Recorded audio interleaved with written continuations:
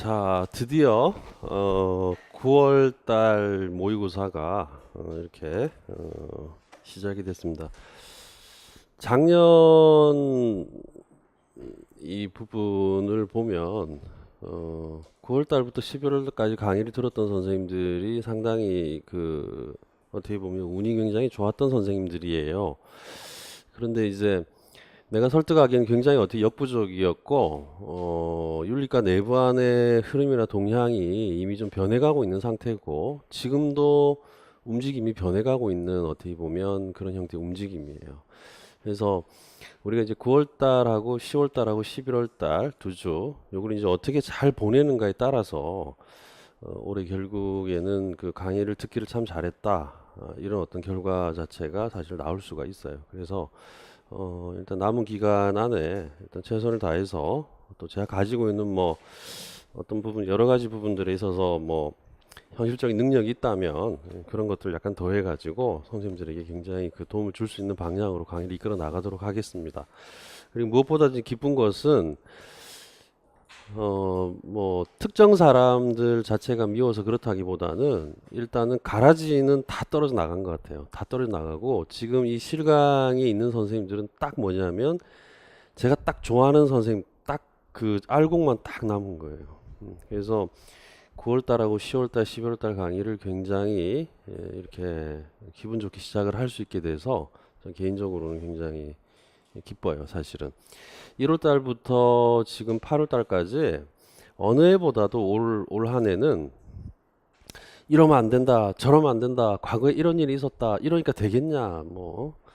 아주 그런 이야기를 어느 해보다도 굉장히 많이 했던 해가 사실은 그 올 한 해였습니다. 이제 그 이유는 중간중간에 계속 말씀드렸기 때문에 제가 뭐 크게는 제가 이제 말씀을 일단 안 드리는데 결국에는 9월 달부터 12월까지 이거 정리 잘 하려고 그렇게 어떻게 온 겁니다, 사실. 그렇기 때문에 선생님께서도 조금 힘은 드시겠지만 정리를 좀 잘 하셔서 그렇게 좋은 결과를 낼 수 있도록 그렇게 합시다.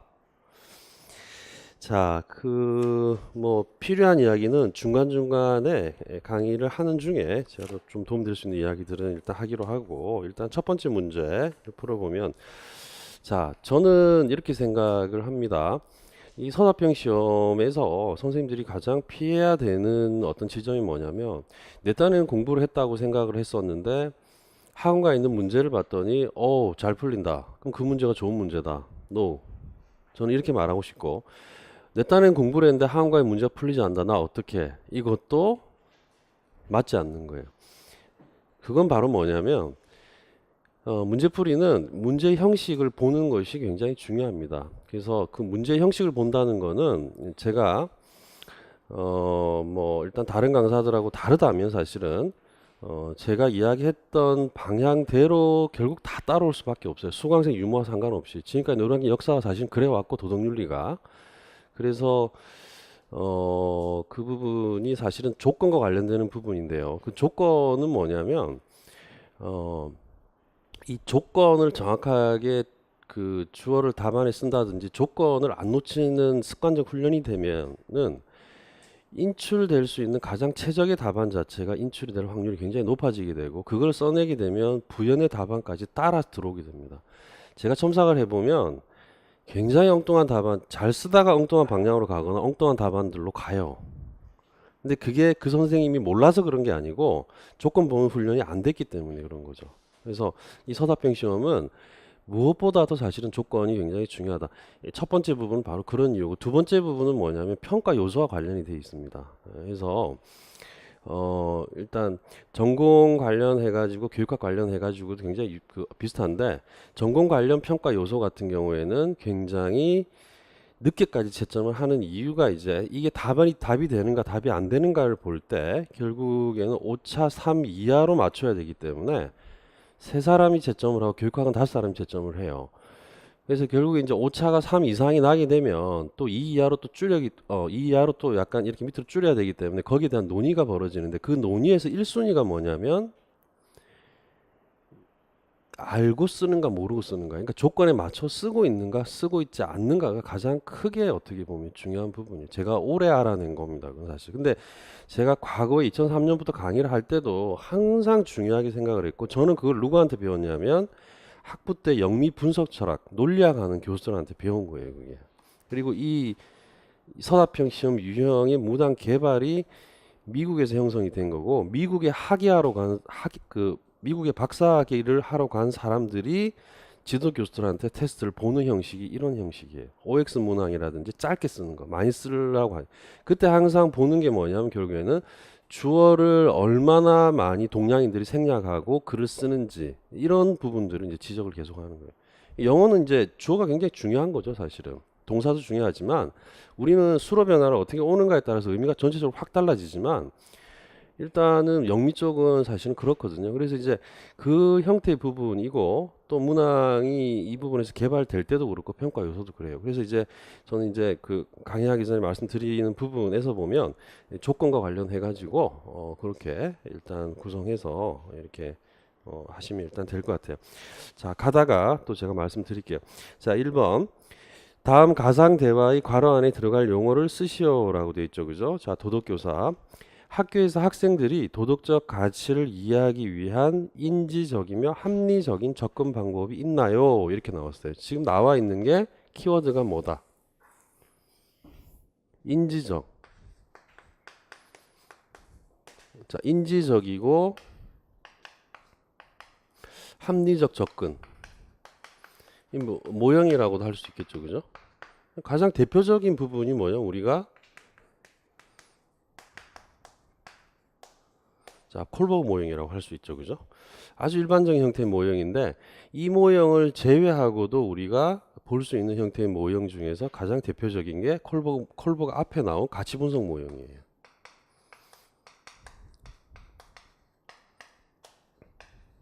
이렇게 돼 있고, 그 다음에 조금 난이도가 떨어지지만 문답법과 관련되는 개념 모형입니다.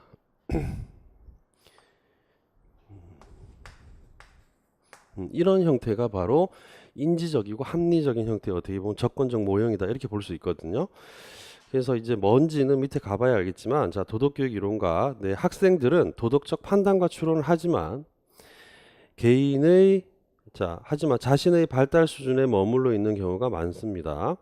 개인의 인지구조 발달이 중요하지만 보다 상위의 도덕 판단으로 발달되지 못하는 경우가 많은 게 사실입니다. 왜냐하면 명백하게 도덕적 문제에 초점을 두고 있는 것은 아니지만 도덕적 진술들이 사실적 진술들이 될 수 있다는 것을 간과하고 있습니다. 이렇게 돼 있죠. 자, 요 지점 있죠. 도덕적 진술들이 사실적 진술이 될 수 있다라고 하는 바로 이 지점이에요, 사실. 자, 이 지점인데 이게 이제 콜버그하고 약간 다른 겁니다. 콜버그는 6단계가 사실은 사실적이지 않지. 우리가 그죠? 정의나 공정이나 호혜성으로 이렇게 바로 가는 거거든요. 근데 윗부분에 보면 이제 판단과 추론 이렇게 나왔기 때문에 콜버그하고 이렇게 약간 같이 이렇게 바로 이렇게 만나는 어떻게 보면 지점이 있는 거죠. 도덕교사. 그렇다면 사실적이고 경험적 진술을 인지적 영역과 함께 고려한 접근법을 알고 싶습니다. 이렇게 돼 있죠. 그죠? 사실적 경험적. 자, 도덕교육 이론과 그와 관련한 접근법으로는 뭐뭐의 접근법이 있습니다. 이 접근법은 대개 공공정책이나 사회적인 가치 문제들에 대한 입장들을 해결하기 위하여 적용됩니다. 자, 어떤 키워드가 나왔냐면 지금 가치라는 키워드가 나왔어요. 이를 위해서 이 접근법은 판단을 지지해주고 있는 유의미한 사실들은 반드시 참이거나 또는 잘 확정될 수 있는 것이어야 합니다. 사실들은 참으로 적절한 것이어야만 합니다. 그러나 사실들을 실제로 판단을 내리는 사람을 위하여 유의성을 지니고 있어야 합니다. 그러니까 항상 보면 어떤 판단이나 개념 이런 것들이 사실과 관련이 돼야 된다라는 거죠.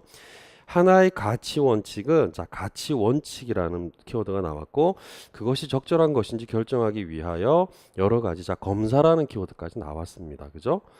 또한 인지적이고 합리적인 공공정책과 사회적인 문제를 해결할 수 있어야 합니다. 이렇게 돼 있죠. 자, 이게 지금 이 지문 안에서 살릴 수 있는 부분이 굉장히 많아요, 사실. 뭐 여러 가지 이제 그 부분이 굉장히 많은데, 지금 이 그 부분에서 검사라는 부분이 나왔지, 그죠? 그래서 가치 분석 검사 같은 경우에 대표적으로 뭐다? 자, 포석 검사가 있고,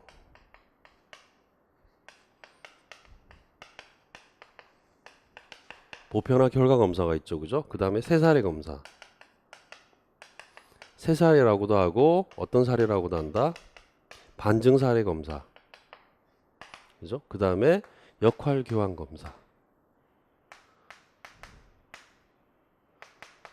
자, 이렇게 우리가 바로 볼 수 있어요. 이 포석 검사 형식은 거의 우리가 3단 논법의 형태예요. 말 그대로 대전제죠, 그죠? 대전제와 소전제가 되고 주어의 결국에는 소전제가 앞에 오고 수로의 대전제가 가는 일반적인 어떻게 보면 연역적인 형태의 검사법이라고 볼 수 있고, 보편화 결과 검사는 거의 이기적으로 행동할 때예요.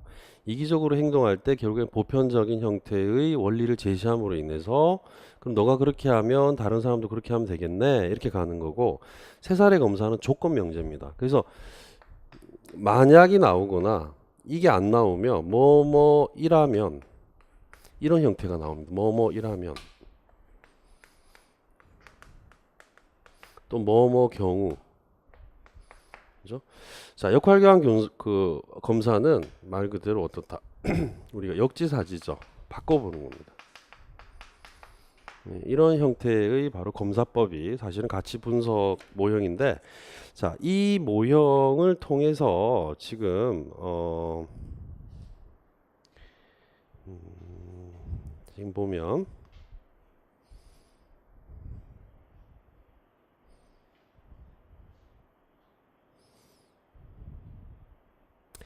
자, 방법 있죠. 도덕적 이론가 있죠, 그죠? 이 접근법은 판단을 지지해주고 있는 유의미한 사실들은 반드시 참이거나 또는 확증될 수 있는 것이어야 합니다. 확증될 수 있게 한다. 이렇게 수로 변화를 주면 이 교사 역할이 돼요. 교육 방법이 되죠, 그죠? 물론 이 네 가지 검사법 자체를 우리가 적용하거나 사용하는 것도 사실은 하나의 그게 되겠죠, 그죠? 그 다음에 지금 참이어야 하고 유의성을 지녀야 된다. 이게 있어야 된다라는 겁니다, 결국.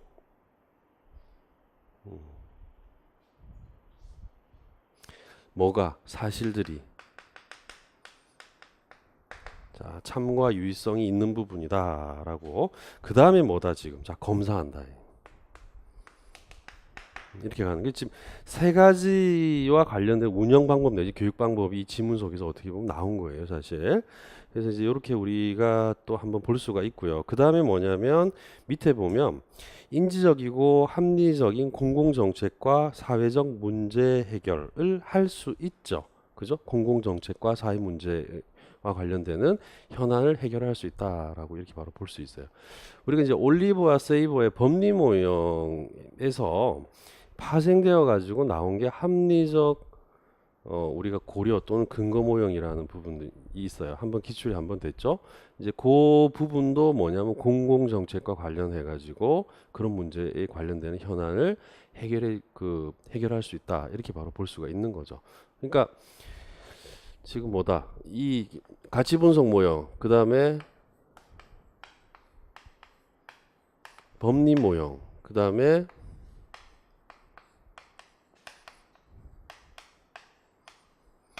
자, 합리적 근거 모형, 그 다음에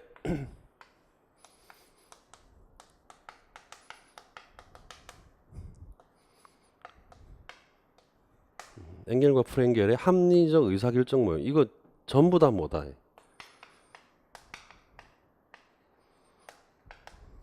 공공정책이나 사회 현안과 관련되는 문제를 뭐 할 수 있다? 해결할 수 있다. 이런 것들이 다 공통적인 어떻게 보면 장점으로 우리가 볼 수 있죠. 자, 그런데 이게 지금 윤리학과 도덕격 1을 보면 어떻게 되어 있냐면 윤리학 도덕격 1입니다. 아주 과거 접근법이라서 그래요. 인지적 접근, 정의적 접근, 행동적 접근 이렇게 나와 있거든요. 자, 여기에 해당되는 게 인지적 접근 해당되는 게 지금 묵수와 쿰즈의 가치 분석 모형이라 나와 있어요. 여기가 이제 레스와 커스텐바움의 가치 명료화 모형.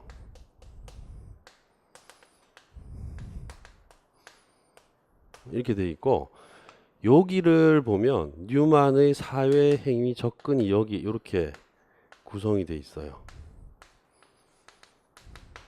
이렇게 돼 있거든요. 이게 고전적인 형태. 이게 이제 2003년부터 제가 강의했던 건데 기출이 한 번 됐죠. 이유는 하나밖에 없어요. 교원대 출신 교수가 출제 들어갔기 때문이에요. 그러니까 결국에는 뭐냐면 박병 교수님 제자가 되놓으니까 윤락 도덕격 1을 낸 겁니다. 이게 사실 다 간과했던 부분이거든요. 근데 이게 이제 이렇게 간다. 우리가 일반적으로 보면 이 위치에 보면 콜버가 위에 있고, 그 다음 길리건 아딩스가 여기 있고, 피터스 리코나가 보통 여기 있죠. 이 도식이 굉장히 익숙해져 있거든요. 콜버 각파는 인지를 중심으로 해가지고 정의와 행동적 접근 자체를 통합하는 형태를 일단 우리가 지니고 있는 거예요. 그래서 크게 보면 이제 가치 분석 모형의 단점 이러면 결국엔 뭘 못 갖고 있다니, 이거하고 이걸 못 갖고 있다라는 겁니다. 큰 흐름에서 보면. 자, 이 문제를 냈던 이유는 이제 9, 10월달 모의고사 굉장히 중요하다. 그래서 저는 어찌됐든 여러 가지 부분들에 관련해서 경험도 그렇고 여러 가지 움직임들도 내가 볼 땐 마찬가지고, 그리고 또 못 따라올 거예요. 사실은 내가 이제 9월달 때 못 따라온다고 그랬죠. 왜 못 따라온다고 내가 이제 그렇게 이야기를 했냐면, 이제 내가 교과서가 중요하다 그러면 노량진은 또 뒤에 가서 또 교과서가 중요하다 그러고 해마다 그래. 해마다. 근데 이게 안 되는 이유가 바로 뭐냐면, 언어들이 사실상 충격이 일어난다. 언어적 버그가 일어날 수밖에 없다라는 거예요, 사실. 그래서 9월달 모의고사는 나올 만한 것과 안 나올 만한 거, 그죠? 이거 안 내게 해줬으면 좋겠다 그러면 공격적으로 내버려야 돼요, 강사가. 모의고사 다 수거돼서 들어가요. 아주 공격적으로 내게 되면 안 낼 확률이 높고, 또 거꾸로 말을 하게 되면 나와도 맞출 수 있는 겁니다, 사실은. 그렇기 때문에 이건 왜 이제 문제를 내가 윤락 도덕 1로 제일 처음 먼저 잡았냐면, 일단은 이거를 통해서 가야 되는 방향이 어디 있냐면, 텍스트를 대충 아니까 지금 제 교재 가치 분석 모형 있죠, 그죠? 그게 지금 정년하셨던 교원대학교의 조성민 교수님이 예전에 논문이에요. 그걸 근거로 해가 출제를 좀 많이 했단 말이에요. 그 다음에 뭘 보면 이제 기출 문제 안에 가치 분석 모형 있죠. 자, 그쪽으로 갑니다. 여기서는 우리가 얻을 수 있는 부분은 딱 어떻게 그 형태예요. 그래서 이제 그쪽으로 가서 1차적으로 일단 약간 정리를 조금 더 해봅니다, 사실. 자, 이제 그렇게 바로 보시면 되고요. 그 다음에 이제 이번 문제를 보면, 다음은 도덕 발달 이론과의 글이다. 괄호 안에 공통으로 들어갈 용어를 쓰시오. 자, 나는 남성들은 전형적으로 정의, 권리, 정향을 나타낸다고 본다. 자, 그래서 요때의 정의는 사실은 공정성이지, 그지? 공정성. 그래서 이제 우리가 보면 길리건에서 정의를 쓴다는 거는 우리가 보면 이제 약간 정의적으로 느끼는 거예요. 감정적인 부분이거든요, 그죠? 그래서 나타낸다고 보면, 남성들은 개인주의적, 개별적 개념, 객관주의적 경향, 직업에 기초한 자신들의 정체성, 추상적, 비편향적 규칙들과 원리들에 대한 경향성을 지니기 때문이다. 반면에 여성들은 배려, 감흥, 정량을 나타낸다.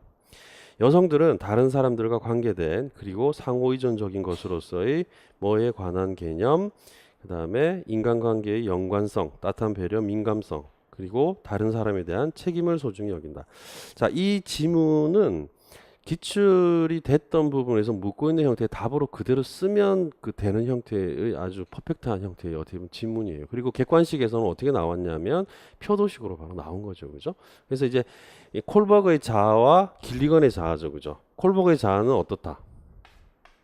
콜버그의 자아는 개별적 자아다.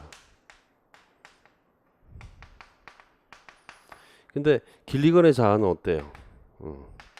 연관된 부수적 자아다.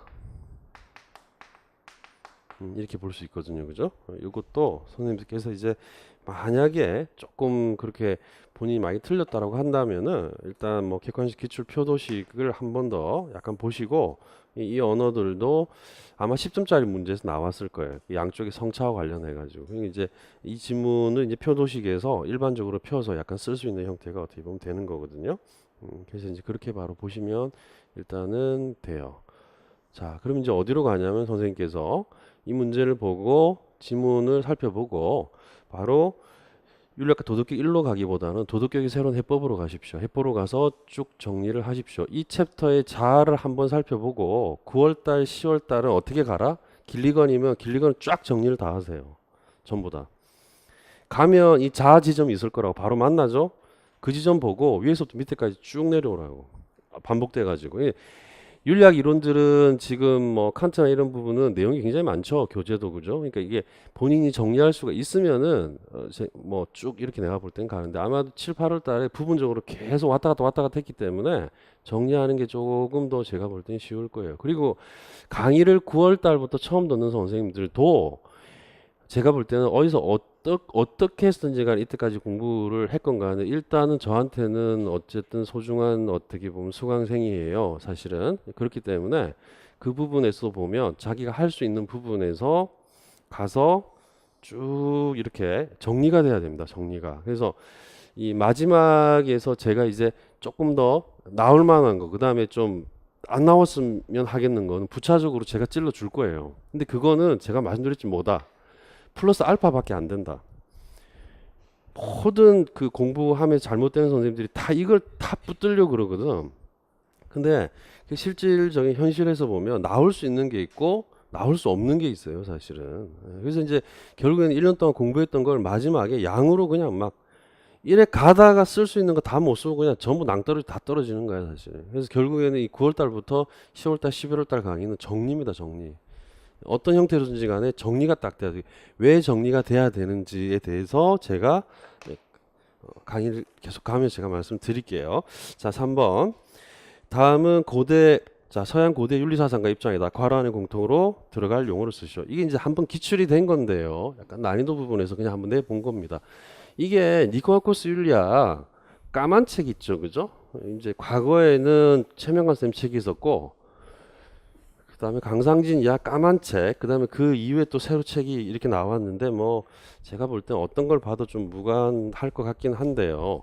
거기 1권 2부, 그러니까 이제 그 2권 넘어가기 전에 맨 마지막에 보면 밑에 보면 표도식으로 정리가 돼 있어요. 그 정리가 어떻게 돼 있냐면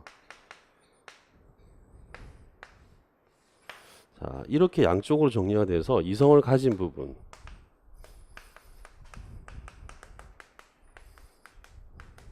이거는 이성을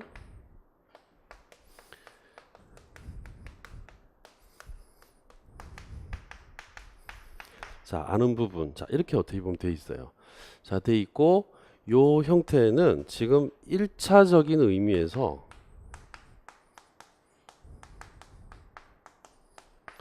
이성을 그 자체 그 안에 가지고 있는 겁니다. 이게. 자, 가지고 있는 형태입니다. 자, 이것을 우리는 뭐라고 그런다? 지적 탁월성이 관계하는 영역이다.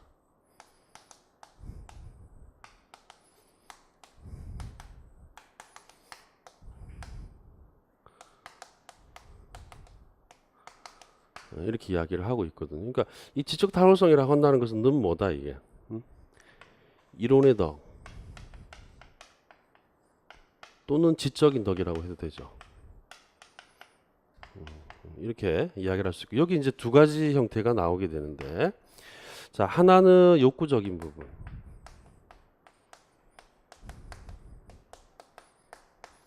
다른 하나는 뭐냐 식물적인 부분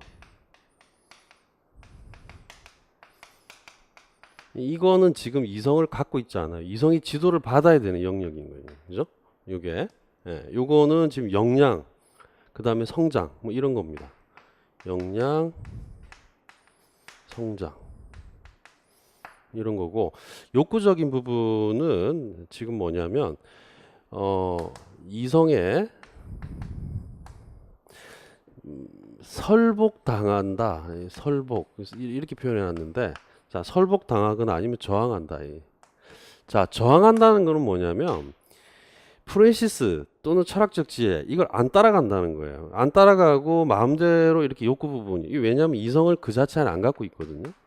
근데 프랜시스의 도움을 잘 받게 되면 중력을 잘 계산하면 우리가 중력을 실천할 수 있죠, 그죠? 그래서 그 중력을 실천을 굉장히 잘하게 되면 바로 설복을 일단 이렇게 다양한 형태가 어떻게 보면 되는 겁니다. 그래서 이 영역을 우리는 성격적 탁월성이라고 합니다.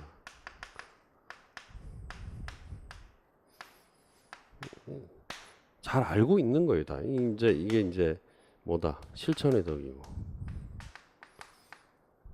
또는 품성의 덕이죠. 이거를 는 뭐다? 메소테스 중용이라고 합니다.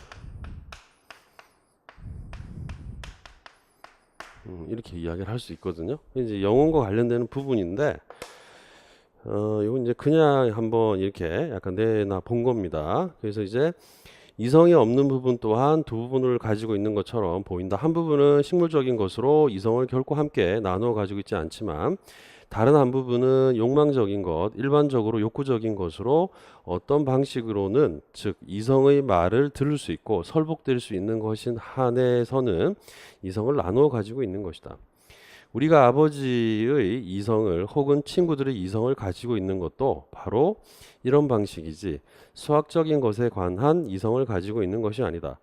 이성이 없는 부분이 이성에 의해 어떤 방식으로 설득된다는 사실은 주의와 모든 종류의 꾸지람 그리고 격려를 봐도 알 수 있다라는 거죠, 그죠? 그래서 이성이 없는 부분, 그죠? 그래서 이제 어떻게 보면 욕구적인 거죠, 그죠? 그런데 이 부분 역시 이성을 가지고 있는 부분으로 불러야 한다면 이성을 가지고 있는 부분 또한 두 부분일 것이다. 그 한 부분은 1차적인 의미에서 이성을 자체 안에 가지고 있는 것이며 다른 한 부분은 아버지의 말을 듣듯 그렇게 이성을 듣고 다룰 수 있는 것이다 라는 거죠. 탁월성 또한 이러한 차이에 따라 나뉜다. 우리는 탁월성 중 한 부분을 지적 탁월성으로 다른 한 부분을 뭐라고 부른다. 자, 지금 괄호 있고, 자, 난인데 했으니까 위에는 의미가 없겠죠. 그래서 밑에 보면 지혜나 이해력, 실천적 지혜는 지적 탁월성으로 이렇게 돼 있고, 인간다움이나 절제는 뭐다? 성격적 탁월성이죠. 이게 인간다움이 아니라 자, 자유인다움. 이게 원번역에서 뭐냐면 이게 관후입니다. 중용에서 관우인데 중용이 아닌 게 뭐다 이 인색한 거거든요. 이 자유인 다음을 관후로 번역한 거예요. 그러니까 관후를 자유인 다음으로 바로 번역을 한 거예요, 사실. 그 다음에 지금 보면은 자 절제 이렇게 돼 있죠. 그죠? 요건 말 그대로 이제 우리가 보면 과도와 부족과 관련된 뭐 특히 보면 이제 우리가 보면 뭐 방탕, 그지? 이런 부분들이 일단 어떻게 보면 대립되는 이런 형태의 부분이죠. 결국은 이게 뭐다? 중용이다. 중용은 뭐다? 는 성격적 탁월성이죠. 그죠? 자, 그래서 자유인 다움이라는 건 그냥 관우다. 자유인 다움이나 절제는 성격적 탁월성으로 부르는 것이다. 어떤 사람의 품성에 대해서 말할 때 우리는 그가 지혜롭다거나 이해력 있다고 하지 않고 온화하다거나 절제했다고 말한다. 그렇지만 지혜로운 사람들을 칭찬하는 것도 역시 영혼의 상태에 근거한 것이다. 영혼의 상태들 중에서 칭찬받을 만한 것을 우리는 뭐라고 한다. 자, 요거 별표하면 탁월성이라고 한다. 칭찬받을 만한 거. 그러니까 이게 바로 덕이에요, 그냥. 탁월성이라고 한다는. 토탈 보면 그죠? 칭찬받을 만한 것을 우리는 뭐라고 한다. 자, 탁월성이라고 이야기를 한다라는. 자, 원문이거든요. 예, 그러니까 이제 아이텔레스 쪽으로도 지금 그 교재, 그죠? 그다음에 기출, 그다음에 심화 강도, 그다음 또 뭐다 지금 교과서, 그지?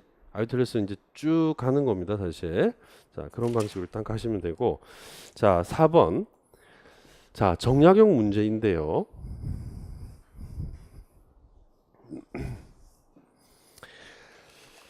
자, 정약용 문제인데 지금 여기서 보면 우리가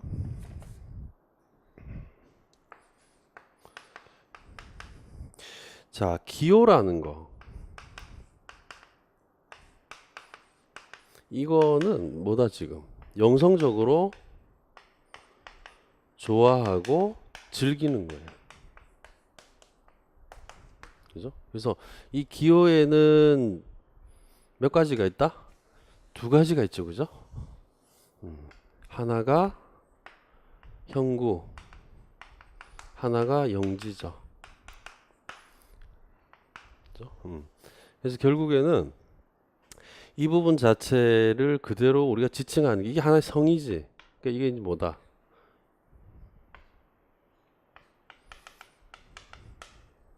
기질지성이고 영지는 뭐다? 본연지성이지. 그죠? 그래서 이게 이제 움직이게 되면 결국엔 뭐로 연결된다? 인심이 되고, 자, 도심이 되는, 자, 이런 형태의 부분을 우리가 이야기를 하죠. 그래서 무엇은 무엇인가? 사람의 배태가 이루어지면 천은 거기에 영명하고 무영한 본체를 부여하니 그것은 선을 즐기고 악을 미워하며, 그죠?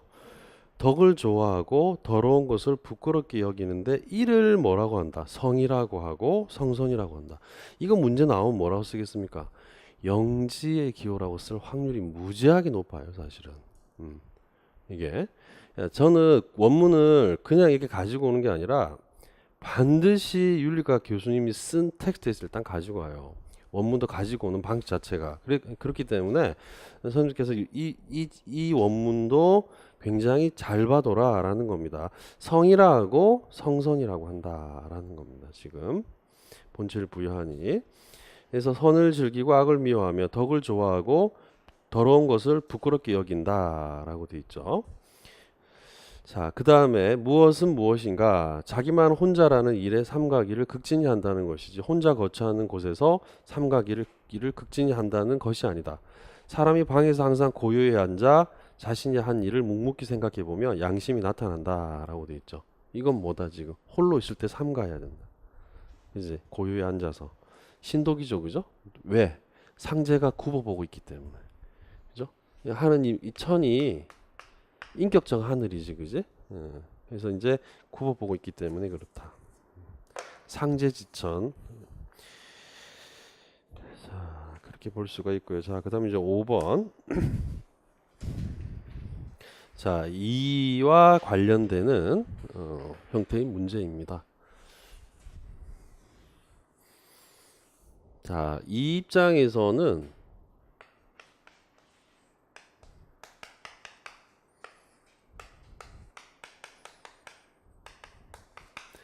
기는 뭘 포함한다? 이를 포함하죠, 그죠? 그래서 요 형태의 부분에서 이기론에서 가지고 와서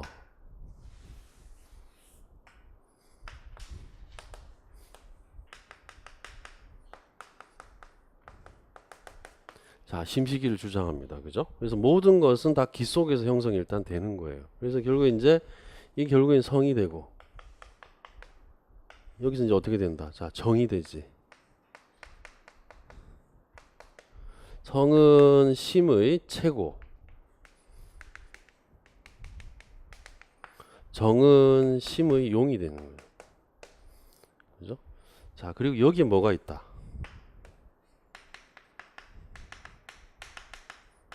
사단과 자, 칠정이 여기 있고, 자, 그 다음 개념에서 여기서 의가 있죠. 그죠? 그래서 이제 성심정의는 바로 일로이다. 일로라고 한다는 것은 바로 경계가 있다. 이제 이렇게 바로 가는 건데, 지금 공통으로 들어갈 용어로 쓰시오 이렇게 돼. 지금 이 공통 문제를 준다는 거는 선생님들이 이 공통이 나올 때는 대단히 조심해야 돼요. 이 재작년이거든요. 왜 조심을 해야 되냐면 공통이 되면 답안을 못 맞출 확률보다 맞출 확률이 높아져요. 그럼 컷이 올라갑니다. 그러니까 요럴 때 주로 문제를 내는 게 뭐냐면 문제가 좀 쉽게 나오게 되면 언어가 이게 약간 윤리과 언어가 형내면서 약간 교과서 언어 틱하게 나와요, 문제가. 사실. 그러면 채점이 굉장히 꼼꼼해지게 되고 문제가 너무 어렵다. 이럴 때도 걱정할 필요가 없다. 조건에 맞춰 쓰게 되면 답안의 여지를 조금 더 둬서 약간 채점하는 경향성이 있기 때문에, 왜냐하면 평가의 변별을 맞춰야 되기 때문에 그래요. 가능하면 정상 분포 곡선을 맞추기 위해서 일단 평가 지침이 내려오기 때문에 사실 그렇거든요. 그래서 요럴 때는 선생님들이 그냥 마음을 차분하게 가라앉히고 하나하나 보면 답이 일단 나올 수밖에 없어요. 천리가 사람에게 부여된 것을 성이라 하고 성과 기를 합하여 한 몸입니다. 한 몸의 주제가 된 것을 심이라 하며 힘이 사물에 응하여 밖으로 발동되는 것을, 그죠? 응하여, 그죠? 그러니까 내부 안에 뭔가 생길 거 아니에요, 그죠? 뭐라 한다. 마음은 하나지만 도심이다 인심이다 일컫는 것은 성명과 형기에 구별이 있기 때문이다. 그죠? 자, 그 도심은 뭐다 지금 심 속에서? 응? 자, 성명이지. 이제 이의, 의리를 위해서 바라는 것이고, 인심은 뭐다? 식색을 위해서 바라는 거죠. 그죠? 자, 모두 하나이지만 혹은 사단이다, 혹은 칠정이다. 자, 모두 하나지만 사단이다, 칠정이다. 자, 포함관계 범주가 뭐다? 정이지. 정 안에 이렇게 구성이 돼 있지. 근데 결국에는 이 두 가지를 구분하지 않으면 똑같은 뭐다? 자, 정인 거죠. 그죠? 그래서 결국에는 누굴 따라간다? 자, 기대승을 따라간다. 그래서 바로 칠정포 사단을 이는 기대승 부분을 그대로 어떻게 보면 계승한다. 이렇게 우리가 볼 수가 있는 거죠. 자, 그러므로 인심과 도심은 능히 서로를 겸할 수 없어도 서로 시종, 종시는 될 수 있고, 사단은 칠정을 겸할 수 없으나 칠정은 사단을 겸할 수 있다라는 거죠. 그죠? 맞죠? 왜냐하면 정이 바로 칠정이니까 칠정의 과불급이 없는 상태를 기대승이 사단이라고 했기 때문이죠. 그럼 여기 이제 하나 더 쓰면 이제 뭐가 들어간다? 도식에서 본연과 기질.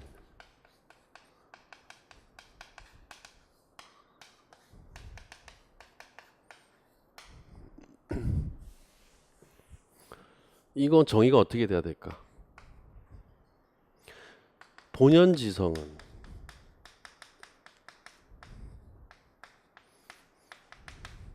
기질지성을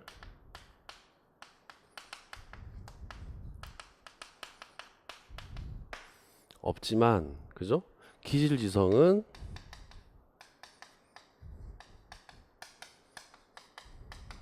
본연지성을 겸할 수 있다.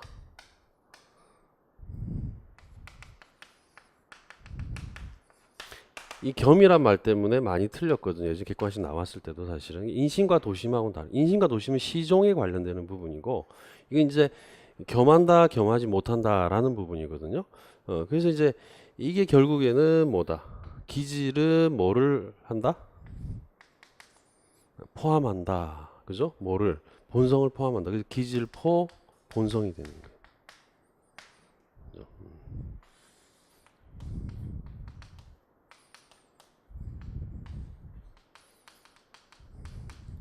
이렇게 되는 거죠.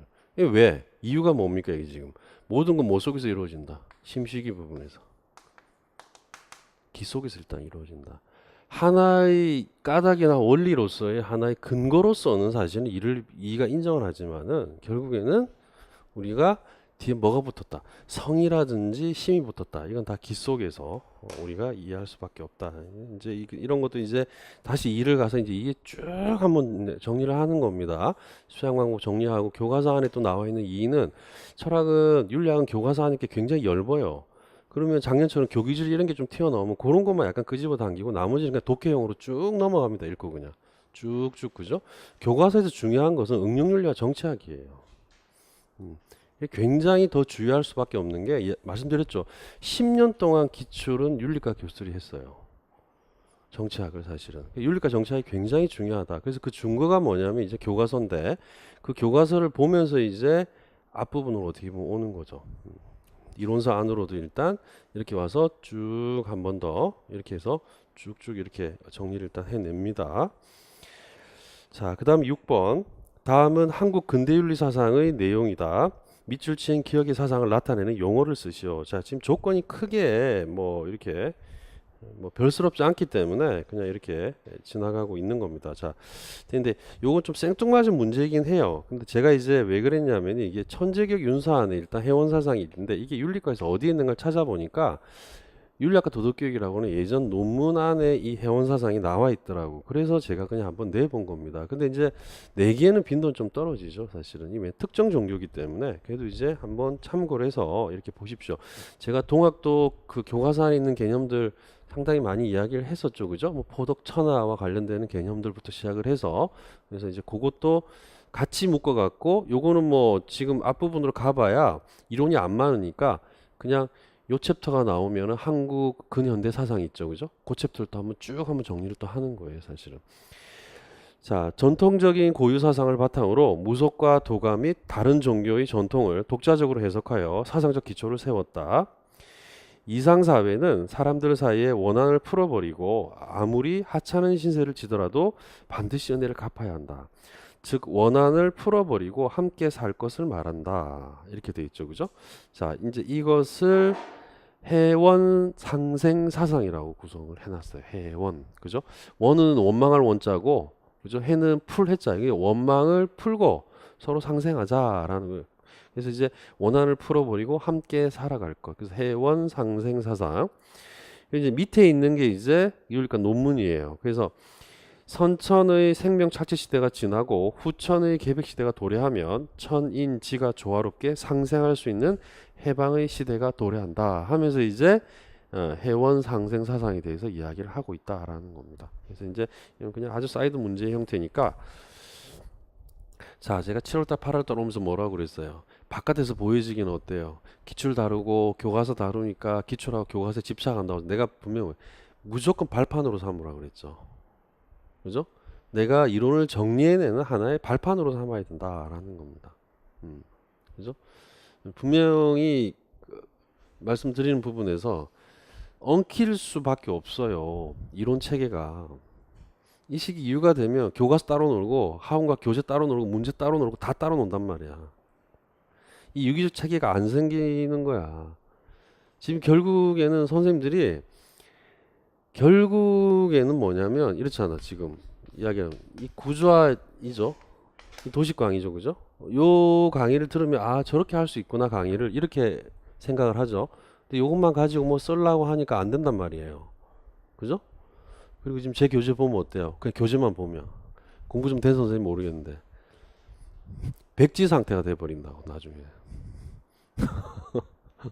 그러니까 이게 왔다 갔다 해서 양이 쌓이게 되면 지금 거꾸로 돌아가서 만약에 다시 그 1월달부터 만약에 이론 강의를 들으면 어떻겠어요?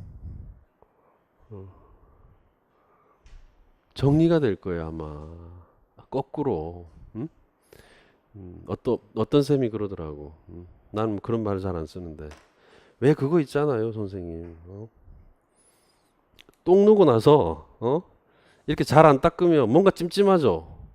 뭔가 이렇게 만약에 그런 상황이 많이 벌어졌다 이러면 그렇잖아 사실. 그래 이제 공부하다가 나중에 앞으로 돌려가지고 칸트를 1, 2 이론 강의에 딱 들으니까 이제 이게 전부 다 이제 정리가 이제 이게 왜 그런가.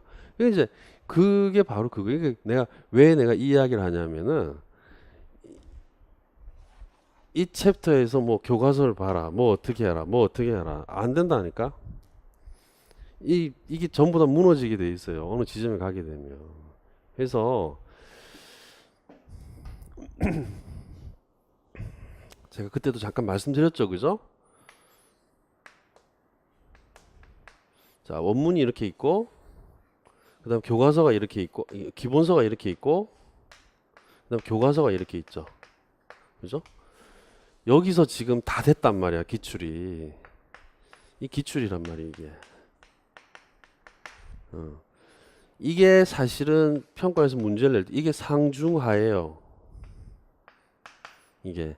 근데 어느 해는 이게 하나도 안 나올 수 있다고 사실은. 안 나와도 문제가 안 생기는 부분은 뭐냐면 이게 어렵지. 우리가 보면 원문 같은 경우 원문에서 문제를 내게 되면. 근데 말씀드렸죠, 그죠? 기본서가 왜 중요한지. 기본서에 없는 건데 원문에만 있다고 절대 낼 수가 없어요. 출제 근거가. 그러니까 강사들이 쓰는 이 기본서가 엉망진창이면 이 언어하고 교과서하고 안 만나집니다. 안 만나죠, 이게.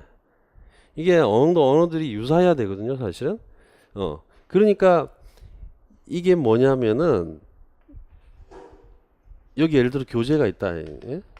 이 교재를 보면 이게 독해가 다 돼야 돼. 전부 다. 이 교재가 읽기가 쉽거나 이렇게 되면 다 돼야 돼. 안 된단 말이에요. 이 교재 문제 있는 거야. 그렇기 때문에 이게 다 따로 놀게 되면 나중에는 어떻게 된다. 실질 문제에서 가장 가볍게 이해된 게 인출될 수밖에 없어요. 인지 구조가 그래요. 사실상. 거기다가 서답형 조건까지 익숙해지지 않거든요. 어릴 때부터는 객관식 봐왔잖아. 그러니까 바로 표피적으로 가고 계속 문제가 기출되면 사후 정당화의 악순환이 끊임없이 벌어지는 거예요. 끊임없이 계속 자료를 따라가는 겁니다, 이게. 근데 다 지금 지나고 보면 뭐다 이게 다 시간 낭비예요. 그냥 모조리다. 내년 누가 나중에 선생님 학교 공부를 하면 해야 될 거 딱 정해가지고 그냥 땡 하면 그냥 그거 그냥 계속 하면 돼요. 그냥 다른 부분이 필요가 없다. 사실상 영역이 다 어떻게 다 정해졌기 때문에 사실은 제가 5년 전에 분명히 그렇게 제가 말씀을 드렸고 이런 형태의 부분이거든요. 그렇기 때문에 선생님들이 걱정할 필요도 없는 거고 일단 정리해서 자기 패턴 부분으로 쭉쭉 나가면 돼. 나가면 되고 또 신이론의 이런 것들은 내가 9월달하고 10월달, 11월 가면서 일단은 내가 전략적으로 내가 엉두 부분에서 이야기해 줄 수 있는 부분들은 내가 이야기해 줄 테니까 그냥 그런 부분으로 해서 앞부분으로 가서 문제풀이는 뭐다. 조건 보고 정리하는 발판으로 일단 삼아라. 그리고 맨 마지막에 내가 정리할 때 어떻게 하라고 가르쳐 드렸죠. 그죠? 답안을 어떻게 활용하는 방법. 학원가의 답안을 어떻게 활용하는 방법에 대해서 제가 말씀드렸어요. 사실은. 그래서 결국 임용은 그 방법이에요, 방법. 이제는 방법이고. 자, 7번. 다음은 서양 사회사상가들의 주장이다. 괄호 안에 공통으로 들어갈 용어를 쓰시오. 이렇게 되는데. 자, 법이 한번 공화주의에서 한번 기출이 됐죠. 그죠? 그래서 이제 그 공화주의와 관련되는 부분인데, 우리가 이제 이 공화주의 하면 가장 대립되는 게 군주제거든요. 그리고 뭐냐면 뭐 복수 이상. 그러니까 이 말은 말이 마음에 안 들면 1인 이상입니다. 혼자 하는 게 아니지, 그지? 그래서 공화주의라고 한다는 건 이게 더불어서 한다. 더불어서 하는 형태의 어떻게 보면 정치다. 그러면 이 공화주의에서 이 공화주의를 나타내는 아주 중요한 개념이 있는데 그게 바로 뭐냐면 공화주의 자유예요. 근데 이 공화주의 자유 자체를 실현하려면 두 가지가 필요한데 하나가 뭐냐면 법이고 하나가 자 공동선입니다. 자 여기에 기반을 두고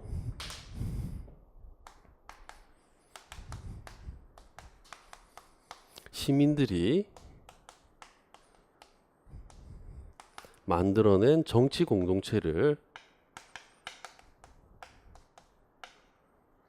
뭐라고 그런다? 자, 공화주의라고 이야기를 한다라는 겁니다.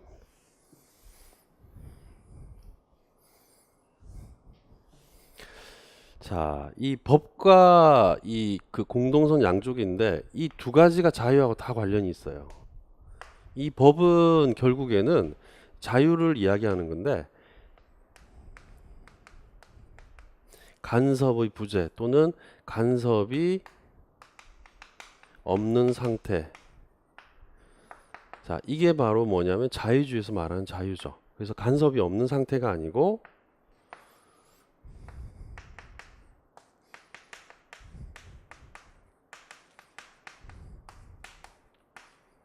예속이 없는 상태.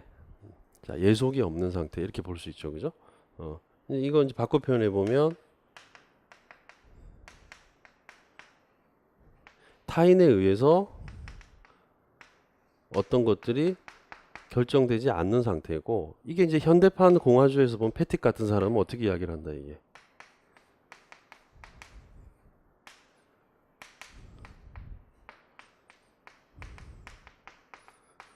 비지배로부터의 자유. 지배가 없는 상태죠, 그죠? 이거를 확보해 주기 위해서 결국에는 자, 법이 필요하다. 공화주의 같은 경우에는. 그리고 공동선도 이 부분하고 사실은 뭐 어느 정도 일치가 되는 부분인데 모든 시민, 어떤 특정 시민이 아니고 모든 시민의 자유. 자, 자유가 보장되고 자유가 있고 모든 시민이 자유가 있고 그 다음에 존엄과 자존을 지킬 수 있도록 자, 있을 정도의 사회적, 경제적 자, 그 다음에 뭐 요런 형태 어떻게 조건을 보장해 주는 거죠. 남한테 비굴한 소리를 안 해도 되고 남한테 아쉬운 소리를 안 해도 되죠. 지금 형식적으로는 뭐다? 누가 요즘에 남한테 아쉬운 소리 하는 사람이 어디 있어요? 근데 마음은 뭐냐면은 안 그런 사람들도 있겠지만은 매달 뭐 돈에 쫓기게 되고 매달 내가 나의 조금 더 자유롭게 내가 다른 사람한테 예속 당해서 안 살고 싶은데 실질적으로는 그렇다. 그래서 결국에 이제 공화주의에서 이 부분을 어느 정도 보호해줘야 된다. 그래서 이게 바로 공동선거 관련된 형태의 어떻게 보면 개념이라고 볼 수가 있는 겁니다, 사실은. 그래서 이 지금 7번 문제는 이제 이런 어떤 이론적 베이스인데 시민적 특성도 잘 참고해 두시고 공화주의적 애국, 그죠? 그다음 자유주의와 공동체주의 어떻게 보면 우리가 보면 그 차이점, 그죠? 공화주의와 차이점 이런 것들도 또 한번 체크를 해서 쭉 앞쪽으로 가서 이렇게 쭉 정리를 한번 가서 정리를 쭉 다 이렇게 해보십시오. 이 기출안에도 상당히 그 지문 같은 경우에 거의 이제 특정 교수가 냈기 때문에 뭐 올해도 충분히 가능성이 있어요. 왜냐면 작년 안 들어갔기 때문에. 그래서 일단은 뭐 관련되는 부분들을 어느 정도 부분에서 이렇게 약간 기출 준거 해가지고 일단 답안 일단 재구성하는 것도 굉장히 필요하다라는 거예요. 사실상. 그래서 기출은 늘 강조하지만 답이 전혀 중요한 게 아닙니다. 중요하지 않고 기출 지문이 중요한 거예요. 자, 진정한 정책 자유는 자유주의자들이 주장하는 것처럼 다른 개인들이나 기관들로부터 간섭을 받지 않는 것에 그치는 것이 아니라 이게 이제 우리가 말한 자유주의에서 자유죠, 그죠? 소극적 의미의 자유죠. 사적인 형태의 주종적 지배 또는 예속 자체가 존재하지 않는 상태를 의미한다. 이 상태는 법의 제재를 두려워함 없이 언제라도 남을 마음대로 억압할 수 있는 특정 개인이나 기관들의 자의적 의지에 종속되어 있지 않음을 의미한다. 만약 언제라도 학대할 수 있는 경우는 한마디로 100%의 자유를 누리고 있다고 할 수 있지만 이들은 타인들의 자유에 노출되어 있다라는 거죠. 자, 플라투스가 자신의 희극에서 묘사한 노예들의 삶과 같은 그런 상태에서 살아가고 있다. 자, 플라투스의 희극에 나오는 노예들은 종종 그들의 주장이 멀리 떨어져 살고 있거나 착하거나 우둔하기 때문에 이러한 주인의 간섭 없이 제 마음대로 생활할 수가 있다. 하지만 이들 노예는 여전히 주인의 자의에 못되어 있는데 왜냐하면 주인은 마음만 먹으면 언제든지 이들 노예들에게 가혹한 벌을 가할 수 있기 때문이다. 그러면 뭐에 의해서 결정되는 겁니까 지금? 타인에 의해서 결정된다. 주인에 의해서 사실은. 예속되어 있는 거. 이게 진정한 자유라고 할 수 없죠. 자유의 부정과 그것이 가져오는 공포이다라고 돼 있어요, 사실. 자, 이 지문도 뭐 모리치오 뷰를리 안에 있는 형태의 그 텍스트를 그대로 가지고 왔고 기출을 분석해 보면 이제 그 텍스트 안에서 이제 종종 이렇게 내는데 조심해야 되는 부분은 우리가 7, 8월 달에도 봤듯이 출제자의 성량이 어떻다. 기입을 낼 때 바로 안 준다. 그래서 키워드를 두 줄, 세 줄 위에 약간 떨어뜨려 놓는다. 그리고 문장을 만들어 놓는다. 충분히 젊은 교수라서 그게 가능해요, 사실은. 그래서 이제 점점 윤교과는 이제 지금 뭐 계속해서 지금 젊은 교수들이 교수가 계속 되고 있기 때문에 학원가에서 대응하기가 내가 볼 때는 뭐 쉽지 않을 거야. 내가 분명히 이야기했잖아요. 한 3, 4년 지나면은 안 맞아, 언어도 안 맞고 다 안 맞게 될 거예요, 사실은. 대부분 다. 그래서 선생님들이 이렇게 많이 뽑을 때 어쨌든 그래도 정리를 잘 해가지고 올해 무조건 합격을 하셔야 돼요, 사실. 뭐 마음에서 올해는 자신이 없으니까 올해는 그렇고 내년에 공부 이런 나약한 생각 하시면 안 돼요. 10년 공부할 수 있다니까 잘못하면은 해야 될 걸 끝까지 이 시기가 얼마나 중요한 줄 알아요. 9월달, 10월달, 11월달에 해야 될 거를 정리를 잘해야 되는데 이 시기 때 막 주변에 이상한 내가 듣기로 뭐 10개 정보면 9개 정도는 완전 엉망진창인 정보를 가지고 마치 그거 사실인 것처럼 내가 온 부분 다 흔들려 버리고 그냥 내가 그러면 안 돼요, 절대로. 그냥 딱 붙잡고 딱 가야 돼요. 딱 자기 패턴으로 딱 가야 돼. 그리고 남 주변에서 뭐라 말을 하면 그래? 그거 하면 내가 한번 찾아봐야지. 거기서 굳이 대응할 필요도 없어요. 그리고 또 어떤 이야기 하면 내가 그거 알고 있지? 또 생각을 해보면 너무 이상한 거 이야기를 막 하면 그거는 그냥 본인 입장에 제낄 거 제껴버려야 돼요. 그런 어떤 자기 방어적인 부분, 자기 케어나 자기 관리를 굉장히 잘해야 되는 시기가 9월 달부터 시험 볼 때까지예요, 사실. 서사평은 자신감이거든. 마음이 편하고 이걸 아까 거칠 거를 그래도 내가 두루 어느 정도 봤다. 라고 하는 이런 마음에서 시험장 가서 문제를 이렇게 봐야 돼. 아, 제발 내가 뭐 나오면 가고 책 보고 계속 그런 마인드 가지고 문제를 보면 안 돼. 내가 할 수 있겠구나. 그리고 내가 이 어떤 이론을 봤는데 예를 들어서 이런 거예요. 내가 올해 왈자를 안 내지. 계속 안 내는 이유가 있는 거야. 일부러 안 내는 거야. 자 봐요. 내 교재 안에 왈자가 있죠. 그 교재 안에 왈자가 예전에 박성근 선생이 구성해가지고 구성한 자료에 내가 또 연구한 자료가 들어가 있어요. 그럼 박성근 선생이 결국에는 공부한 지도 교수가 있고 요 밑에서 공부를 다 했단 말이야. 이 사람들이 교수가 된 거야. 출제를 하고 있거든. 그럼 요거 하고 그다음 뭐 있다 지금? 기출에 왈자 있잖아. 그거 하고 그다음 뭐 있다 지금? 교과서에 왈자 있지. 요거를 어느 정도 정리를 하고 들어가면 왈자를 내가 윤리과에서 나오는 걸 어느 정도 다 봤기 때문에 왈자가 나오면 내가 한번 풀어볼 수 있겠다. 어떻게 하는 내 조건에 맞춰서 서답형은 이게 돼야 돼요. 그러니까 이게 어딘가가 허술해진다고 문제만 따라간다든지 교재만 따라가 버리면 이게 어딘가가 허술해지고 자기한테 안 맞는 답인지 알면서도 그냥 양으로 덤벼가 써버린다. 어쩔 수 없이 그냥. 그래서 제가 왜 9월달부터 해가지고 모의고사 다 못 풀어도 된다고 이야기를 하냐면 선생님들께서 이 시기에 정리한 내용과 강의 때 들었던 거 훈련을 가지고 사람은 배운 대로 위급한 상황에서 자동적으로 행동이 나오거든요. 그렇기 때문에 제가 걱정을 하지 말라는 거예요. 이렇게 많이 뽑는 해에 뭐 내가 안 되겠다. 뭐 아무래도 교수님 올해는 내가 좀 힘들 것 같고요. 내년에 올해 한번 정리를 해서 내년에 한번 좀 도전을 뭐 이러고 내가 지금 생각해봐 지금 응? 그런 사람 있어요 사실. 근데 내가 그때 이제 통화를 해보니까 이제 아 교수님 하면서 뭐 하여튼 뭐 이야기했는데 지금 제가 기간제를 하고 있어가지고요. 올해는 좀 어려울 것 같고요. 뭐 내년에 뭐 그럼 내가 그럼 강의를 환불해야지 왜 강의를 그래도 강의를 좀 들어놓고 있는 게 마음에 그래도 안전 그러면 안 된다니까 마음이 사실은. 안 되는 것도 본인 입장에서 최선을 다해가지고 자기가 갖고 있는 걸 굉장히 잘 쓰게 돼. 그래서 엉뚱한 데 끌려가지 마. 어쨌든. 응? 그리고 장수생들한테 마음이 아프겠지만은 이미 지금 검증이 된 게 지금 4, 5년 이렇게 많이 뽑았는데 이미 거기서 이미 다 떨어진 선생님들이잖아. 그 선생님들이 누가 누구를 가르쳐. 일단은 본인이 합격해놓고 나서 내가 볼 때는 가는 거예요. 자, 8번. 자, 다음은 서양 사회사상가의 주장이다. 괄호 안에 들어갈 용어를 쓰시오. 노동은 노동자의 의심할 여지 없는 재산이기 때문에 최소한 타인을 위해 충분하고 똑같은 것들이 남아 있다면 노동을 가한 사람만이 노동을 결합되어 만들어진 산물에 대한 권리를 지닌다라는 거죠. 자, 지금 노동이란 키워드가 나왔고 권리가 나왔어요. 이게 이제 로크 아니면은 결국엔 노직인데 그래서 이제 그것도 한번 잘 보셔야 돼요. 그래서 자기의 호두를 마음에 드는 색을 가진 쇠 조각과 바꾼다거나 자기의 양을 조개 껍질과 바꾼다거나 양털을 부싯돌이나 다이아몬드와 바꾸고 그것을 간직한다면 그는 타인의 권리를 침해한 것이 아니다.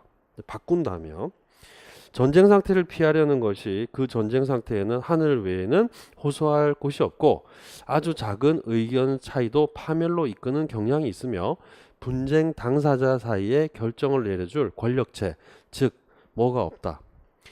사람들로 하여금 사회에 들어가게 하고 자연 상태에 떠나게 하는 가장 큰 이유이다. 뭐가 없다. 공동재판관이 없다라는 겁니다. 로크죠, 그죠? 로크, 그죠? 그래서 이제 뭐 공동재판관의 부재 이렇게 약간 쓰셔도 되고 이제 이런 거는 왜 이제 나올 수가 있냐면은 로크의 원문 그대로거든요, 이게.